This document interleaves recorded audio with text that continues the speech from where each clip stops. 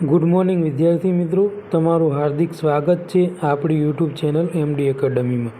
આજે આપણે વાત કરવાની છે આજના મહત્ત્વપૂર્ણ કરંટ અફેર વિશે। આ કરંટ અફેર ગુજરાતની બધી જ એક્ઝામ માટે મોસ્ટ ઇમ્પોર્ટન્ટ છે, ખાસ કરીને પોલીસ કોન્સ્ટેબલ અને પીએસઆઈ।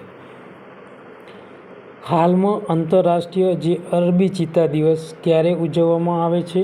તો 10 ફેબ્રુઆરીના દિવસે આપણે આ રાષ્ટ્રીય જે આંતરરાષ્ટ્રીય મિત્રો અરબી ચિત્તા દિવસ તરીકે ઉજવીએ। આ ઉપરાંત 10 ફેબ્રુઆરી એટલે વિશ્વ કઠોળ દિવસ તરીકે આપણે એને ઉજવીએ છીએ, અને 4 ફેબ્રુઆરી એટલે વિશ્વ કેન્સર દિવસ, અને 1 ફેબ્રુઆરી એટલે આપણે જે કોસ્ટ ગાર્ડ દિવસ તરીકે ઉજવીએ છીએ। અને 1 થી 10 ફેબ્રુઆરીમાં આટલા દિવસ આપણા માટે ઇમ્પોર્ટન્ટ છે, જે આવનારી એક્ઝામમાં પૂછાઈ શકે છે। તો જે સંયુક્ત રાષ્ટ્ર મહાસભાએ તેનો ઠરાવ 77/295માં 10 ફેબ્રુઆરીને આંતરરાષ્ટ્રીય અરબી ચિત્તા દિવસ તરીકે જાહેર કર્યો છે। અને સૌ પ્રથમ 2024માં જે ન્યૂયોર્કમાં યુએનનું મુખ્યાલય છે ત્યાં યોજવામાં આવ્યો હતો। અને જે આજ અરબી ચિત્તા છે મિત્રો, એ Saudi Arabia, Oman, UAE, Yemen, Jordan અને ઇઝરાયલમાં જોવા મળે છે। અને આ દિવસનો હેતુ શું છે? તો કે જે સંરક્ષણ અને જે વૈશ્વિક જાગૃતિ લાવવા અને અરબી ચિત્તાના સંરક્ષણ ઉપર મહત્ત્વનો ભાર મૂકી અને ઉજાગર કરવા માટે આ દિવસની ઉજવણી કરવામાં આવે છે। તો મોસ્ટ ઇમ્પોર્ટન્ટ ક્વેશ્ચન છે। હાલમાં કોને CA ઇન પબ્લિક સર્વિસ એવોર્ડથી સન્માનિત કરવામાં આવ્યા હતા? તો IPS DK કડિયા। તો એમનું ફૂલ ફોર્મ નામ શું છે? તો દીપક કુમાર કેડિયાને મિત્રો આજે CA ઇન પબ્લિક સર્વિસ એવોર્ડથી નવાજવામાં આવ્યા છે। તો નેશનલ સિક્યુરિટી ગાર્ડના IG હેડક્વાર્ટર જે દીપક કુમાર કેડિયાને 1 ફેબ્રુઆરી 2025ના રોજ વર્લ્ડ ફોરમ ઓફ એકાઉન્ટ્સ મીટમાં તેમને જે CA in public servant award મળ્યો છે। કાયદા અમલીકરણ અને જે રાષ્ટ્રીય સુરક્ષામાં તેમના યોગદાનને માન્યતા પ્રાપ્ત આ કેડિયાને, જેમને CA ઇન યુનિફોર્મ તરીકે ઓળખવામાં આવે છે, અને આ એવોર્ડ એમને દિલ્હીમાં આપવામાં આવેલો છે। DRDO એટલે કે defence research and development organisation એ very short range air defence સિસ્ટમના 3 સતત ફ્લાઇટ ટ્રાયલ સફળતાપૂર્વક ક્યાં પૂર્ણ કર્યા છે? તો ઓડિશામાં પૂર્ણ કર્યા છે। તો DRDO જે defence research and development organisation ઓડિશાના કિનારે મિત્રો ખૂબ જ ટૂંકા અંતરની એર ડિફેન્સ સિસ્ટમના સતત 3 ટ્રાયલો સફળતાપૂર્વક પૂર્ણ કરેલા છે। આ જે very short range air defence system છે એ વિકસાવી અને એક મહત્ત્વપૂર્ણ સીમારૂપ ચિહ્ન છે, જે ખૂબ જ ઓછી ઊંચાઈ અને ઊંચી ઝડપે ઉડતા જે ડ્રોન સહિતના હવાઈ જોખમોને બેઅસર કરવા માટે આ સિસ્ટમની મિત્રો કહેવાય ને કે સફળતાપૂર્વક 3 ટ્રાયલ પૂરા કર્યા છે। અને આ ક્વેશ્ચન લ્યો ને મિત્રો, એ આવનારી જે પીએસઆઈ અને જે પોલીસ કોન્સ્ટેબલ છે એના માટે IMP છે।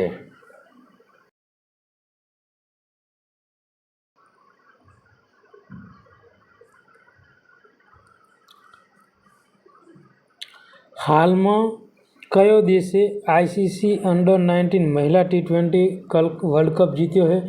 તો ભારત દ્વારા મિત્રો જે 2025માં જે ICC અંડર-19 જે મહિલા વર્લ્ડ કપ હતો એ ભારત દ્વારા જીતી લેવામાં આવ્યો છે। તો શું છે આની ડિટેલ? તો ભારતે જે મલેશિયામાં આયોજિત ફાઇનલમાં દક્ષિણ આફ્રિકાને હરાવીને ICC અંડર-19 જે મહિલા T20 વર્લ્ડ કપ છે એ 2025નો ખિતાબ જીત્યો છે। તો આનું આયોજન ક્યાં હતું? મલેશિયામાં હતું। ઓકે મિત્રો, અને આ ટુર્નામેન્ટમાં વિજય મેળવતા ઇતિહાસમાં ભારત બીજો ખિતાબ એ આપેલા 2023માં મિત્રો ઇંગ્લેન્ડ સામે તેને પ્રથમ જે ICC T20નો અંડર-19નો જે મહિલા વર્લ્ડ કપ છે એ પ્રથમ તેને ઇંગ્લેન્ડને હરાવીને જીત્યો હતો અને હવે 2025માં મિત્રો દક્ષિણ આફ્રિકા છે એને હરાવીને આ ખિતાબ જીતી લેવામાં આવ્યો છે. એટલે ભારત પાસે ટોટલ 2 ખિતાબ થયા છે. અને આઈસીસી અંડર-19 મહિલા T20 વર્લ્ડ કપ એક પ્રતિષ્ઠિત આંતરરાષ્ટ્રીય સ્પર્ધા છે જેમાં રાષ્ટ્રીય ટીમો T20 ફોર્મેટમાં રમાય છે. હાલમાં ભારત અને ઇજિપ્ત વચ્ચે સંયુક્ત લશ્કરી કવાયત ચક્રવાત 2025નું આયોજન ક્યાં કરવામાં આવ્યું છે? તો રાજસ્થાનમાં મિત્રો આ જે ચક્રવાત 2025 છે જે ભારત અને ઇજિપ્ત વચ્ચે મિત્રો જે લશ્કરી કવાયત છે ને એનું આયોજન રાજસ્થાનમાં થયું છે. આ ક્વેશ્ચન પણ મોસ્ટ ઇમ્પોર્ટન્ટ છે આપણી માટે. તો ભારત અને ઇજિપ્ત વચ્ચે સાયક્લોન 2025 એટલે ગુજરાતીમાં કહીએ તો ચક્રવાત 2025ના નામના સંયુક્ત કવાયતનો પ્રારંભ અને મહત્વપૂર્ણ લશ્કરી સહયોગ શરૂ કર્યો છે. આ રાજસ્થાનનું જે મહાજન ફિલ્ડ ફાયર રેન્જ છે ત્યાં મિત્રો આ 14 દિવસ કવાયત યોજાશે. કઈ? ચક્રવાત 2025. અને મિત્રો હમણાં જ ભારત અને માલદીવ એક્યુવેરિયન યુદ્ધ કવાયતની 13મી આવૃત્તિ મિત્રો. કેટલામી? 13મી આવૃત્તિ મિત્રો આયોજન થયું. ક્યાં? માલદીવમાં આયોજન થયું. તો આ જે ફેબ્રુઆરી મહિનો હોય એમાં મિત્રો ટોટલ 2 યુદ્ધ અભ્યાસ આવ્યા. એક ભારત ને ઇજિપ્ત જે ચક્રવાત 2025 અને ભારત અને માલદીવ જેને એક્યુવેરિયન યુદ્ધ અભ્યાસની 13મી આવૃત્તિ. ઓકે. તો ચક્રવાત 2025નો મુખ્ય ઉદ્દેશ શું છે? તો કે ભારત અને ઇજિપ્ત વચ્ચે સંરક્ષણ સહયોગ મજબૂત કરવાનો છે. અને આ કવાયતનો ઉદ્દેશ આતંકવાદી વિરોધી કામગીરી, જાસૂસી, દરોડા અને અન્ય વિશિષ્ટ લશ્કરી મશીનરી અને જે રાષ્ટ્ર વિશેષ દળોને કાર્યકારી ક્ષમતામાં સુધારો લાવવા માટેનો છે. હાલમાં ખાલી જગ્યા સાહિત્ય માટે જે સ્વર્ગસ્થ ચમન અરોરાને સાહિત્ય અકાદમી પુરસ્કાર 2024થી સન્માનિત કરવામાં આવ્યા. તો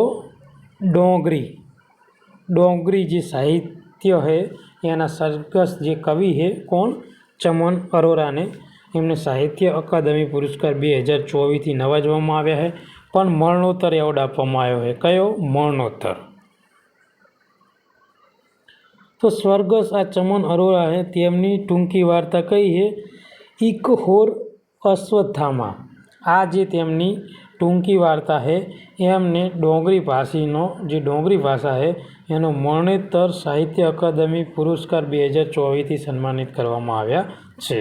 3 સભ્યોની જ્યુરીએ સર્વાનુમતે પુસ્તકની પસંદગી કરી અને આ પુરસ્કાર 8 માર્ચ 2025ના રોજ નવી દિલ્હીમાં તેમના પરિવાર અથવા કે નોમિની વ્યક્તિને અર્પણ કરવામાં આવશે. તો આ ક્વેશ્ચન પણ મોસ્ટ ઇમ્પોર્ટન્ટ છે. અને અમને એક તાંબાની તકતી આપવામાં આવશે, 1 લાખ રૂપિયા રોકડ ઇનામ આપવામાં આવશે. અને આયોજન કોના દ્વારા કરવામાં આવશે? તો સાંસ્કૃતિક અને જે સાહિત્ય અકાદમી છે એના દ્વારા મિત્રો આ આયોજન કરવામાં આવશે. ગ્લોબલ લીડ ગ્રીન બિલ્ડિંગ્સ 2024માં ભારતનો કેટલામો ક્રમાંક છે? તો 3જો ક્રમાંક છે. હેલી પાસપોર્ટ ઇન્ડેક્સમાં ભારતનો 2025માં કેટલો ક્રમાંક છે? તો 85મો. કેટલામો? 85મો. અને 2024માં મિત્રો જે હેલી પાસપોર્ટ ઇન્ડેક્સ હતો એમાં ભારતનો રેન્ક હતો 80મો. એટલે 2024માં 80મો હતો અને 2025માં થયો 85મો. એટલે 5 સ્ટેપ ભારત નીચું આવ્યું. પછી જે વર્લ્ડ ફાયર પાવર ઇન્ડેક્સ છે એમાં ભારત રહ્યું ને એ 4થા ક્રમાંકે છે. પહેલા ક્રમાંકે છે અમેરિકા, બીજા ક્રમાંકે છે રશિયા અને ત્રીજા ક્રમાંકે છે ચીન અને ચોથા ક્રમાંકે છે ભારત. આ લીડ્સ ગ્રીન બિલ્ડિંગ જે સર્ટિફિકેટ 2024માં ભારતના વૈશ્વિક સતત 3જા ક્રમાંકે રહ્યું છે.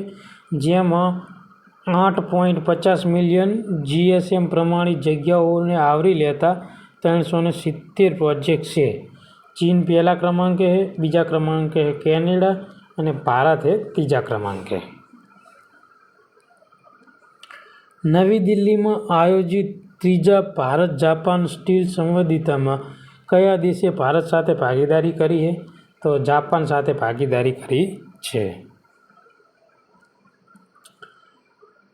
2020માં હસ્તાક્ષર કરેલા આ જે સ્ટીલ ક્ષેત્ર પર સહકાર કરારના MOU થયા હતા, એના ભાગરૂપે ત્રીજો ભારત અને જાપાન જે સ્ટીલ સંવાદ નવી દિલ્હી ખાતે આયોજન થયું હતું. ક્યાં આયોજન થયું હતું? નવી દિલ્હી ખાતે. આ ચર્ચા આર્થિક વિકાસ અને સ્ટીલ વેપાર અને ટેકનોલોજીના સહયોગ પર ધ્યાન કેન્દ્રિત કરતી હતી અને ભારત જાપાન કંપનીઓ વચ્ચે વ્યવહાર કરવામાં સરળતાની ખાતરી આપી, અને જ્યારે જાપાન અદ્યતન સ્ટીલ તકનીકોમાં રોકાણ માટે તેનું સમર્થનની પુષ્ટિ કરી છે. હાલમાં જાહેર કરવામાં આવેલા વૈશ્વિક સ્તરે અર્થતંત્ર વ્યાપી ડિજિટલાઇઝેશનની દ્રષ્ટિએ ભારત કેટલામાં ક્રમાંકે? તો ત્રીજા ક્રમાંકે છે ભારત. હાલમાં તાજેતરમાં કયા સ્થળે વાર્ષિક south western air command commanders કોન્ફરન્સનું આયોજન કરવામાં આવ્યું હતું? તો ગુજરાતનું જે ગાંધીનગર છે ત્યાં મિત્રો આનું આયોજન કરવામાં આવ્યું હતું. તો એર ચીફ માર્શલ APC અને ચીફ ઓફ ધ સ્ટાફએ 5 ફેબ્રુઆરીથી લઈને 7 ફેબ્રુઆરી 2025 દરમિયાન ગાંધીનગરમાં સાઉથ વેસ્ટર્ન એર કમાન્ડ ખાતે વાર્ષિક સાઉથ વેસ્ટર્ન એર કમાન્ડ જે કમાન્ડર્સ કોન્ફરન્સમાં હાજરી આપી હતી. તેમનું સ્વાગત જે south western air commander air chief commanding in week air marshal Narmender Tiwari દ્વારા કરવામાં આવ્યું હતું, અને આગમન પણ તેમને જે સેરેમોનિયલ ગાર્ડ ઓફ ઓનર આપવામાં આવ્યું હતું. અને આ જે ઓપરેશનલ તૈયારી સમીક્ષા અને કોઈપણ આકસ્મિક પરિસ્થિતિનો સામનો કરવા માટે ઉચ્ચ સ્તરીય જે ઓપરેશનની તૈયારીને સુનિશ્ચિત કરવા બદલ તમામ કર્મચારીઓની પ્રશંસા કરી હતી. તો આજનું મિત્રો કરંટ અફેરના પ્રશ્નો અહીંયા આપણે પૂરા કરીએ અને કાલનું જે કરંટ અફેર હતું એનું આપણે ક્વિક રિવિઝન કરી લેશું. તો હાલમાં કયા રાજ્યના જે મુખ્ય પ્રધાન એટલે કે મુખ્યમંત્રી N બિરેન સિંહે દ્વારા રાજીનામું આપવામાં આવ્યું? તો મણિપુરના જે